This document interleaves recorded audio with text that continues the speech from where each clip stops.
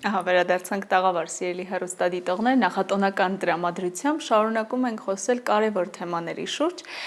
Իհարկե տոներից առաջ, երբ երեխաները, մասնավորապես աշակերտները գիտեն, որ դպրոցական արձակուրդներն է, ամեն ինչ շատ լավ է, բայց թե ինչպես տոներից հետո պետք է վերադառնան դասերին ու առհասարակ փոխհարաբերությունները ինչպես ճիշտ պետք է ձևակերպեն իրենց ուսուցիչների հետ, կիմանանք այսօր, որովհետև մեր տաղավարում է մանկական հոգեբան Ինգա Մուկուչյանը, ողջույն։ Ողջույն։ Շնորհակալ եմ առավոտը մեզ հետ սկսելու համար եւ շնորհակալ եմ հրավերի համար։ Սիրով եւ կարծես սա օրհասական խնդիր է ծնողների համար, ինչպես կարգավորեն ուսուցիչ-աշակերտ հարաբերությունները, որտեղից եւ ինչպես պետք է սկսել երեխաներին տրամադրել, որ նրանք սկսելու են արդեն իրենց գործունեությունը դպրոցական որպես աշակերտ փոխհարաբերվել ուսուցիչների հետ։ Գիտեք, Մանե, շատ կարևոր հարցի շուրջ ենք խոսում, բայց այնքան բազում եւ բազմաշերտ են խնդիրները, որովհետեւ ես կարծես միջանկյալ մասնագետ եմ, ես շփվում եւ շատ ծանոթ եմ նաեւ մանկավարժների խնդիրներին եւ անհատական խորհրդատվությունների ժամանակ բնականաբար ծանոթանում եմ երեխաների եւ ծնողների խնդիրներին, որտեղ որ բախումներ են լինում դպրոցում, կոնֆլիկտային իրավիճակներ, հարմարման խնդիրներ եւ այլ, հա։ Այստեղ ուզում եմ դիտարկենք երկկողմանի, այսինքն յուրաքանչյուր հարց իդեալական տարբերակը փոխադարձության մեջ դիտարկելն է։ Նախ սերունդների տարբերություն կա եւ միշտ գիտենք, որ բախումներ են լինում, չէ՞։ Այստեղ փոփոխություններ են շատ լուրջ տեղի ունեցել մեր նոր սերնդի հոգեկանի զարգացման չափորոշիչների մեջ եւ մեր մանկավարժների սպասելիքներն են երբեմն նաեւ այլ։ Նրանք այլ սպասելիքներ ունեն եւ այլ պատկեր են տեսնում։ Եվ հայտնվում է Z սերունդը։ Եվ այստեղ իմ այսպես մասնագիտական փորձից ելնելով եմ էլի խոսում, նկատում եմ հենց այստեղ է խնդիրներ լինում, որ սպասելիքների եւ ակնկալիքների մի կարծես թե անհամապատասխանության արդյունքում ինչ որ բախումներ են առաջանում։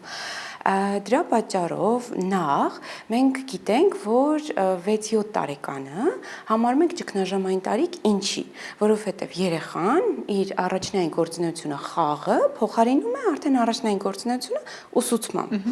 Եվ այստեղ իրենք ձեռք են բերում նոր սոցիալական դիրք, ստատուս, հա, որ սոցիալիզացիայի շատ կարևոր մի հատ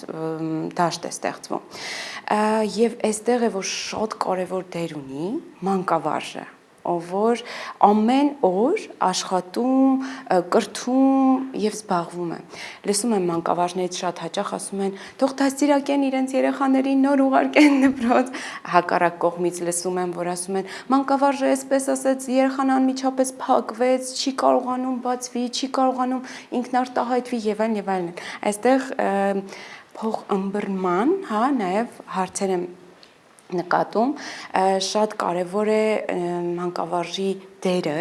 եւ ինքը ինչպես կարող է խթանել, հա, երեխայի էլ ավելի արտահայտմանը, աճին, նաեւ երբեմն ցավոք պիտի այդ մասն էլ խոսենք, որ լինում են այսպես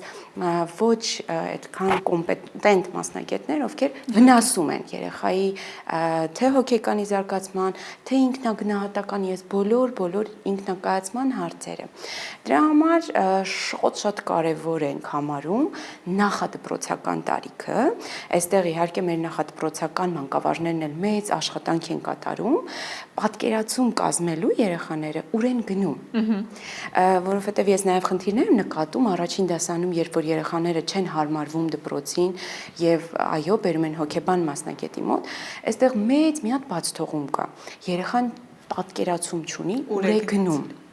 Այնտեղ այլ կարգու կանոն կա, այնտեղ զանգը հնչեց, որոշակի փոփոխություն է, այնտեղ տեմպն է այլ, այնտեղ ուշադրությունը կենտրոնացնելու հարցեր են առաջանում եւ այլն։ Իհարկե փոփոխել են մեր կրթական համակարգում, բարեփոխումներ են արել, որ դիդակտիկ նյութերն ավելի լինեն, խաղային մեթոդիկան ավելի շատ լինի, սակայն երբեմն միևնույն է դեռ մենք տեսնում ենք այս խնդիրները։ Հիմա ծնողները իրենց կողմից պետք է շատ աշխատանք տանեն, հատկապես նախադպրոցական տարիքում տարբեր դերային խաղեր խաղան, ընդհուպ տանը։ Հիմա նկատում եմ նաև, որ դերային խաղերը շատ պակասել են, հա, որովհետև շատ ծնողներ ժամանակ չունեն երեխաների հետ անգամ ընտրելու։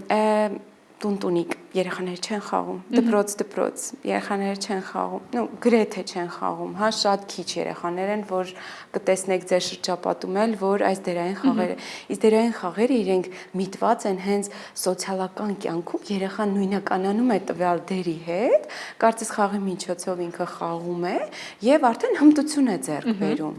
Եվ իրենից ավագ քույր եղբայրները, երբ որ իր հետ խաղում էին դպրոց, արդեն ինքը գիտեր, որ այնտեղ տետերը բացում են, նայում են գրատախտակին, ուսուցչին են լսում եւ այլն եւ այլն։ Իսկ հիմա ցավով եմ նշում, բայց մեր երեխաները գնում են դպրոց, իրենք բացարձակ չունեն հմտություն նստելու, ուշադրությունը կենտրոնացնելու, կարող են ամբողջությամբ ձախողել դասապրոցեսը եւ խանգարել մյուս երեխաներին եւս, եւ այո, մանկավարժն էլ չի կարողանում վերահսկել այս իրավիճակը, շատ ենք հա լսում, որ ասում են ես մեկն եմ, իրենք շատ են, այո,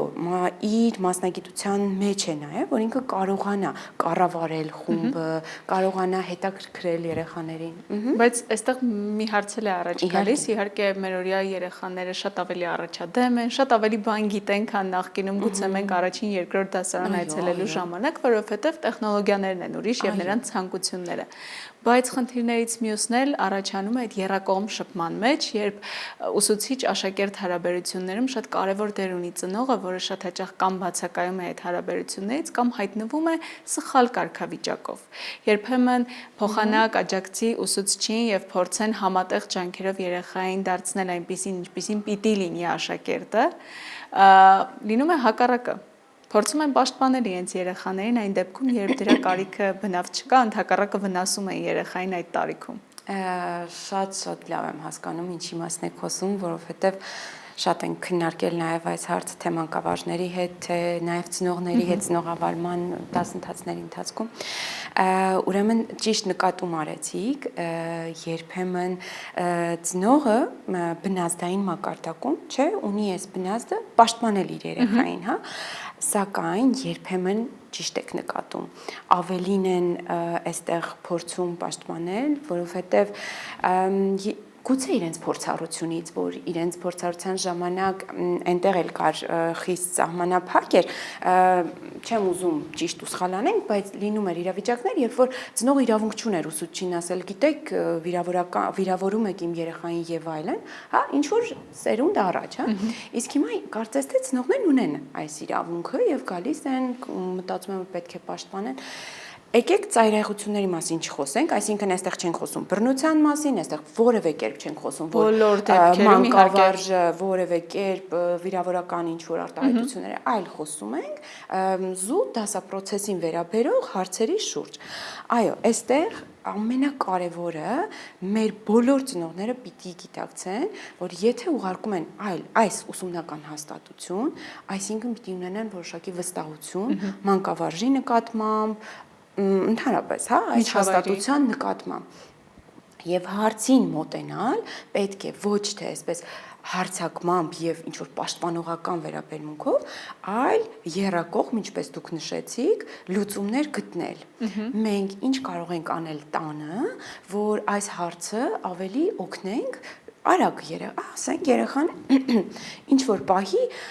խնդիրներ է առաջացել կամ ինչ որ հիվանդություն է եղել, որից հետո հոգեկան փոփոխություն է եղել եւ ուշադրությունը չի կարողանում ճիշտ կենտրոնացնել, որի արդյունքում հետ է մնում։ Դասապրոցեսը գնում է, իրենք առաջ են գնում։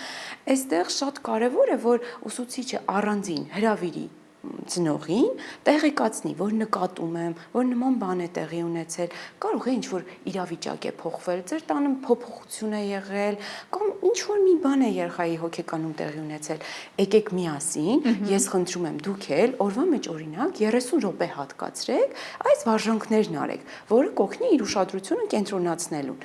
Եվ իրար հետ կապի մեջ լինելով Սա փորձված է, մեթոդի մասին եմ խոսում, հաստատ օգտակար է լինում եւ հաստատ երեխան եւ ինքն է հասկանում, որ տանն են նույն թեմայով իր հետ աշխատում եւ դպրոցում է կարծես թե ուսուցչի ուշադրությունը հենց այս թեմայի շուրջ եւ շատ ավելի արագ է առաջ գնում։ Այլևս մանկավարժը խնդիր չի ունենում, ծնողն էլ խնդիր չի ունենում, որ երեխան հասցնում է ամեն ինչ։ Եվ ամենակարևորը այստեղ աշակերտն է շահում, որովհետև կարողանում է եւ գիտելիք ձեռք բերել եւ միջավայրը առողջ է լինում։ Միանշանակ, գիտեք, այնքան հետաքրքիր process-ներ են կատարվում դասարանում, որովհետև իրենք խմբի անդամ են եւ ես որպես հոգեբան գիտեմ, թե ինչ առանձնահատկություններ ունեն տարբեր տարիքում իրենք, այսինքն կրծեր դպրոցականում իր համար ինչն է խմբում կարևոր, դեռահասության տարիքում ինչն է կարևոր եւ այլն։ Եվ այստեղ իր կայացման մենք բոլորս, եթե հիշում ենք մեր մանկության կամ, չգիտեմ, պատանեկության հարցը, բոլորս էլ շատ մեծ կարևոր մաս ենք հիշում հենց դպրոցից, չէ՞, որովհետեւ այնտեղ էր մեր առաջնային հենց այդ սոցիալիզացիան, կայացումը։ Եվ վերջապես 10 տարին, հիմա արդեն մի փոքր ավելին, 12 անհնար է մոռանալ մեկ ակնթարթում ընկերները, փոխհարաբերությունները եւ վերջապես ուսուցիչները, որոնց շնորհիվ բացահայտում ենք աշխարհը նոր գույներով, բառի ամենաուղիղ իմաստով աշխարհը, մեկ դասարանում նստած հայտնվում ես աշխարհի շուրջ աշխարհագրության միջոցով, պատմության, անգամ քիմիայի ու ֆիզիկայի։ Իհարկե։ Եվ իրականում այս թեման շատ ծավալուն է, հուսամ մենք կունենանք կրկին առիթներ, հատկապես տոներից հետո, թե ինչպես պետք է այս եռուզեռից հետո երեխաները վերադառնան կրկին դպրոց, ինչպես պետք է կենտրոնանան մուլտֆիլմերից, ֆիլմերից ու խաղերից հետո, այնպես որ շնորհակալ եմ, հուսամ կհանդիպենք նաև 2026 թվականին։ Շնորհակալ եմ, սիրո։ Սիրելի հեռուստադիտողներ, թեման ծավալուն է, բայց այսքանով չի սահմանափակվում, իսկ մենք շարունակում ենք առավոտյան մեր եթերը, որովհետև մեր զրույցի ժամանակը այս պահին մոտեցավ իր ավարտին։